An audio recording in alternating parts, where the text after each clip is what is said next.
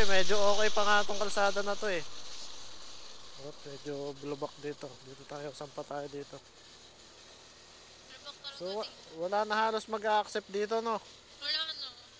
Konti na. Meron naman. Kaya lang minsan Madalang rider, madalang. madalang. Oo.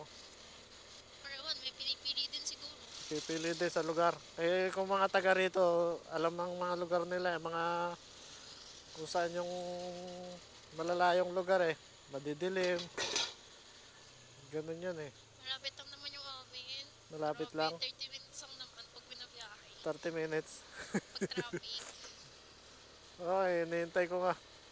Dapat nga makawala ako dito sa Imus ng ano eh. Nang bago mag alas 4 eh. Anong oras na? Alas 4 na pala. Mas 4 ng pag-iyak. Hindi, linggo naman ngayon. Baka sakali. Malay mo, By papadpad chance. ka uli.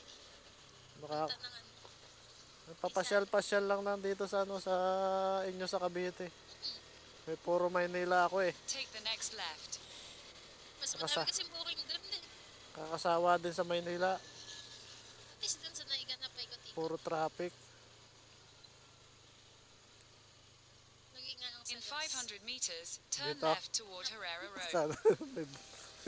Diretso lang kayo. Magdadala ako ng kambing pa uwi.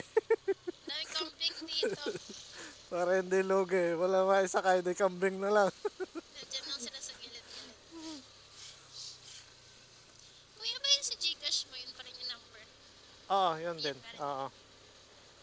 Okay lang, walang problema. Yung iba ayaw tumanggap ng Gcash. Wala kasi akong cash.